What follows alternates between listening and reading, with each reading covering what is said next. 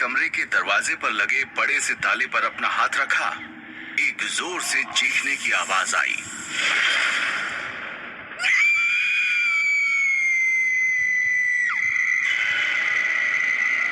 रुद्र ने कहा, हो ना हो, तन्वी अंदर ही है।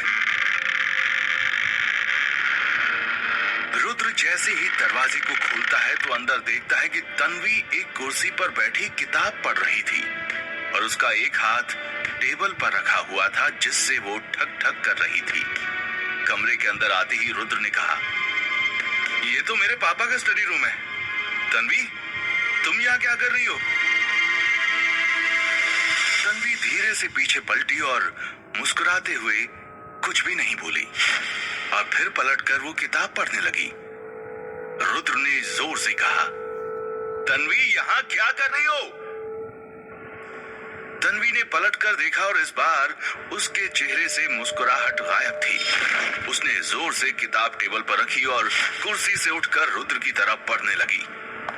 तन्वी को देखकर सब हैरान थे कि आखिर इसको हो क्या गया है। तन्वी जैसे ही रुद्र के पास पहुंची कि तभी रुद्र की मां की आवाज आई, रुद्र, क्या कर रहे हो तुम सब यहाँ पर? रुद्र की चाची आयशा ने गुस्से में कहा, आखिर इस कमरे का दरवाजा किसने खोला? रुद्र की मां ने फिर से कहा, रुद्र, ये लड़की कौन है और ये यहाँ कैसे आई, वो भी इस कमरे में? ये कर क्या रही है यहाँ पर? रुद्र ने कहा, मां, मैं आपसे मिलवाना भूल गया। ये तन्वी है, हमारी कॉलेज की दोस्त है। ये रात में आई थी इसलिए आप लोग इससे मिल नहीं पाए। रुद्र की चाची ने कहा, इसका मतलब ये बिना पानी की क्रिया के घर में प्रवेश कर गई। उसकी चाची ने सीधा तन्वी से पूछा, बेटा, तुम इस कमरे में कैसे आई? तन्वी ने धीरे से कहा, साधु। रुद्र की चाची ने अपने कानों से साफ साफ तो नहीं सुना, लेकिन तन्वी के होंठ से उन्हें अंदाजा लग गया कि तन्वी ने साधु बोला। उन्हें विश्वास नहीं हो रहा था कि इतने सालों के बाद ये शब्द कोई कैसे बोल रहा है। उन्होंने तुरंत जोर से बोला, काका, काका, जल्दी से लोहे के लोटे में पानी, 3-4 लाल खड़ी मिर्च, 7 छोटी छोटी नमक की डिलियां और राई के 7 दाने लेकर जल्दी से आइए। और आप सब बच्चों कमरे से बाहर निकलिए जल्दी। रुद्र की मां ने देखा कि टेबल पर किताब रखी हुई थी। उन्होंने उसे उठाकर देखा तो ये वही किताब थी जिस पर साधु लिखा हुआ था। उन्होंने खुद से कहा, ये लड़की इस किताब को क्यों पढ़ रही थी? ये तो... तन्वी की तरफ देखते हुए रुद्र की मां ने कहा, बेटा, आप ये पढ़ रहे थे? तन्वी ने मुस्कुराते हुए हाँ में सिर हिला दिया। रुद्र की मां ने वो किताब अपने पास रख ली। तब तक सब कमरे से बाहर आ गए थे और राम काका सामान लेकर आ चुके थे। आयशा ने अपने बाएं हाथ की मुट्ठी में मिर्ची, राई और नमक लेकर तन्वी की नजर उतारने लगी। जब आयशा ने पहली बार नजर उतारी तो सभी लोग उसे घूरने लगते हैं। किसी के भी समझ नहीं आ रहा था कि आखिर आयशा कर क्या रही हैं। तन्वी ये देखकर पसीने से पूरी तरह से भीग जाती है। आयशा 7 बार अपना हाथ तन्वी के सिर के ऊपर से घुमाती हैं। जब 7 बार नजर उतार कर हो जाता है तो लोहे के लोटे में रखे पानी से 7 बार तन्वी के चारों तरफ घूमती हैं और राम काका को सारा सामान देते हुए कहती हैं, इसे जला दो। रुद्र की मां ने कहा, काका, आप मेरे साथ चलो, मैं बताती हूं कैसे जलाना है। अनन्या ने कहा, ये सब क्या था? ये उतारा है, ऐसे नजर उतारने के लिए किया जाता है। कहा जाता है इससे बुरी शक्ति का असर आपके ऊपर है तो वो चली जाती है। अर्जुन ने कहा, यार, इस गांव में कितना अंधविश्वास भरा पड़ा है। अनन्या ने कहा। जैसे ही ये बात अनन्या ने कही, आयशा ये बात सुन लेती हैं और कहती हैं, क्या कहा? अंधविश्वास? तुम्हें ये अंधविश्वास लग रहा है? तो जाकर देखो, जब काका इसे जलाएंगे तो तुम्हें पता ही होगा ना कि मिर्ची और राई जलाने पर खेव आती है, तो इसमें से एक भी खेव नहीं आएगी। आयशा अपने सिर पर हाथ रखते हुए कहती हैं, पता नहीं कौन सी बला थी इस लड़की के अंदर। आयशा ने कहा, रुद्र, कमरे का दरवाजा बंद करो और इसमें नया ताला लगवाना पड़ेगा अब। रुद्र ने दरवाजा बंद कर दिया और आयशा ने तन्वी से कहा, बेटा तन्वी, आप इस कमरे में कैसे आई? इसमें तो ताला बंद था। तन्वी बोली, मैं टहलते हुए यहाँ पर आई तो मैंने देखा कि ताला खुला हुआ था। मैं अंदर चली गई और मुझे बुक्स पढ़ना अच्छा लगता है, इसलिए मैं बुक्स पढ़ने लगी। आयशा ने कहा, बेटा इस फ्लोर पर हम लोग नहीं आते हैं। रुद्र के पापा की देहांत के बाद इन सभी कमरों को बंद करवा दिया था, जो सालों से बंद हैं। समझ नहीं आता इसका ताला कैसे खुल गया आज। रुद्र ने कहा, अब नीचे चले, मैं इसे काका के साथ बंद करवा दूंगा। नीचे जाते हुए आयशा ने कहा, बेटा पर आगे से अब याद रखना, तुम्हें नहीं पता हमारे गांव में क्या क्या होता है। इतना कहकर रुद्र की चाची अपने कमरे में चली जाती हैं। पीयूष ने मामले की गंभीरता को बदलते हुए कहा, तन्वी, तुम तो जरा भी नहीं बदली, पूरी की पूरी वैसी ही दिखती हो और हरकतें भी वैसी ही हैं जैसी कॉलेज के दिनों में थी। कॉलेज में भी ऐसे गायब हो जाती थी तुम, और फिर पता चलता था कि लाइब्रेरी में कहीं कोने में बैठकर पढ़ती रहती थी। तन्वी ने भी मजाक में कहा, मोटे क्या करूं, वक्त और हालातों ने मुझे बदलने ही नहीं दिया, और वैसे भी मैं कोई रिश्ता नहीं हूं जो वक्त आने पर बदल जाऊं।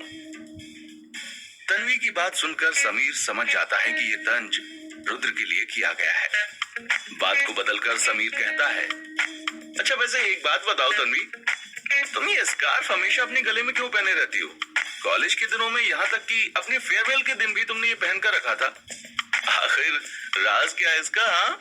तन्वी ने अपने गले में पहने हुए स्कार्फ को हाथ लगाया और उसे ठीक करते हुए कहा, बस ऐसे ही आदत है बचपन से, और मुझे अच्छा भी लगता है।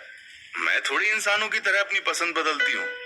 एक बार जिसे अपना लिया तो अपना लिया, और एक बार जिसे ठुकरा दिया तो बस ठुकरा दिया। रुद्र ने तन्वी की आंखों में देखते हुए कहा, हाँ सही कहा, कोई प्यार के लिए अपना सब कुछ ठुकरा देता है और कोई दुनिया के लिए अपने प्यार को ठुकरा देता है। बातें करते हुए सब नीचे आ गए थे। अनन्या ने कहा, यार तेरा और रुद्र का बढ़िया है, दोनों मैकेनिकल इंजीनियर बने, फिर उसी फील्ड में काम कर रहे हो।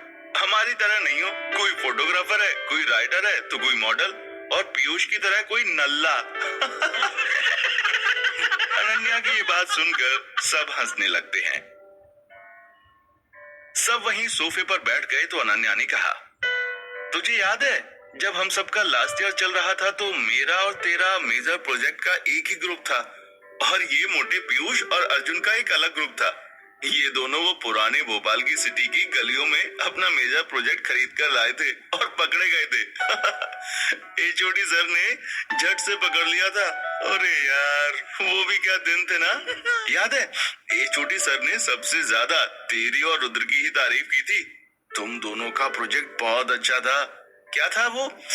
हाँ, एक ऐसी कार जिसमें सेफ्टी फीचर था, यदि कार गलती से पानी में डूब जाए तो अपने आप ऊपर आ जाए, और शराब पीकर अगर कोई ड्राइव करना चाहे तो दरवाजा ही ना खुले, और तो और स्पीड कंट्रोलर भी था उसमें।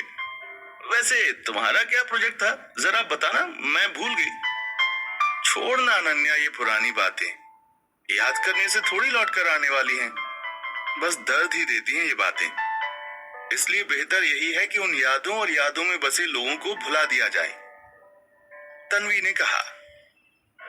रुद्र ने बात बदलते हुए कहा, अब बात हो गई हो तो शाम हो गई है भाई, भूख भी बहुत तेज लग रही है। आज दिन कैसे निकल गया पता ही नहीं चला। चाय के लिए मैं काका को बोल के आता हूँ। अर्जुन ने रुद्र को छेड़ते हुए कहा, अरे रुक यार, मैं बोल के आता हूँ, तू बैठ आराम से तन्वी से बातें कर। रुद्र ने जवाब दिया, जब मेरे पास वक्त था तब किसी के पास मेरे लिए वक्त नहीं था, और वैसे भी अब बात करने का वक्त निकल चुका है। तन्वी रुद्र की बातों का कुछ जवाब नहीं देती। अनन्या ने कहा, यार तुम दोनों की बातें मेरी कभी समझ में नहीं आएंगी। दोनों एक जैसे हो, जिद्दी, पर क्या करूं, तुम दोनों हो तो मेरे दोस्त ना, छोड़ भी नहीं सकती।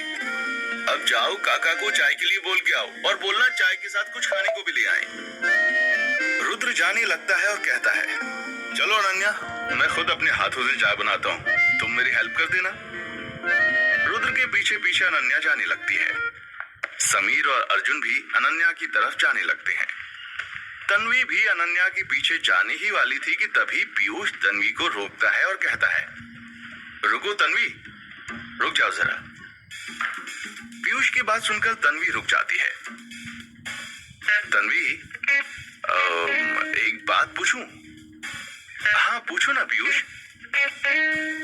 वो जो किताब तुम पढ़ रही थी ना, मैंने देखा वो रुद्र की माँ अपने साथ ले गई। ऐसा क्या था उस किताब में?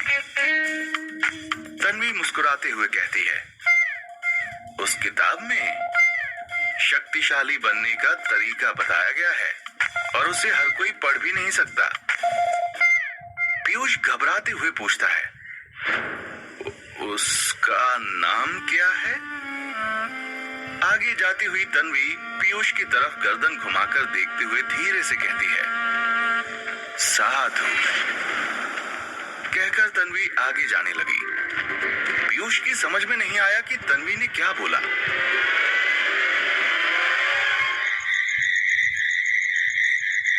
रात के खाने के बाद सभी जल्दी सो गए।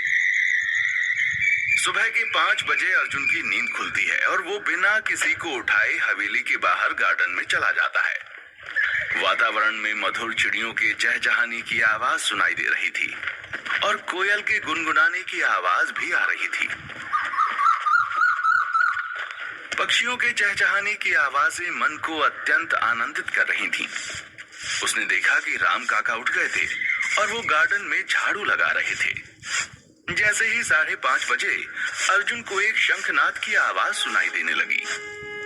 उस शंखनाद की गूंज काफी लंबी थी, जो करीब 5 मिनट तक वातावरण में गूंज रही थी। अर्जुन को समझ नहीं आ रहा था कि सुबह सुबह ये शंखनाद कहां से हो रहा है। अर्जुन राम काका के पास जाता है और पूछता है, राम काका, ये शंखनाद की गूंज कहां से आ रही है? राम काका झाड़ू लगाते हुए कहते हैं, वो तुमने मेघनाथ मंदिर देखा था ना रास्ते में, वहीं से आ रही है। अर्जुन ने कहा, वो जो पहाड़ी की चोटी पर बना हुआ था वो? हाँ बेटा, वही, उसी मंदिर से आ रही है। पूजा करने का समय हो गया है ना। तुम्हें तो पता ही है कि हमारे पूर्वजों ने समय को जानने के लिए उसे प्रहरों में बांटा था। एक दिन में कुल 8 प्रहर होते हैं। वहीं औसतन एक प्रहर 3 घंटे का होता है। इन प्रहरों को भी 2 भागों में बांटा गया है, जिसमें 4 प्रहर दिन के और 4 प्रहर रात के होते हैं। पूर्वाह्न, मध्याह्न, अपराह्न, सायंकाल ये दिन के प्रहर होते हैं और प्रदोष, निशिथ, त्रियामा, उषाकाल रात के प्रहर होते हैं। मंदिर में पूरे 5 प्रहर पूजा होती है। एक सूर्योदय में लगभग सुबह 6 बजे मतलब पूर्वाह्न, एक 10 बजे मतलब मध्याह्न, एक शाम 5 बजे मतलब सायंकाल, 8 बजे मतलब प्रदोष और एक 11 बजे मतलब त्रियामा। अच्छा, पर वो मंदिर तो यहाँ से बहुत दूर है ना, फिर भी शंखनाद की आवाज यहाँ तक कैसे आ रही है? यही तो चमत्कार है उस ऊपर वाले का, जो हो नहीं सकता वो भी करके दिखाता है। अच्छा, वैसे राम काका, आपने कहा था कि उस मंदिर के पीछे भी एक कहानी है, क्या आप मुझे वो कहानी बता सकते हैं? पर तुम क्या करोगे जानकर? आजकल के बच्चे तो वैसे ही इन सब बातों पर यकीन नहीं करते। वो काका, मैं ना एक रिसर्च कर रहा हूँ इन धार्मिक चीजों पर, इसलिए मुझे बहुत जरूरत है, प्लीज बताइए ना।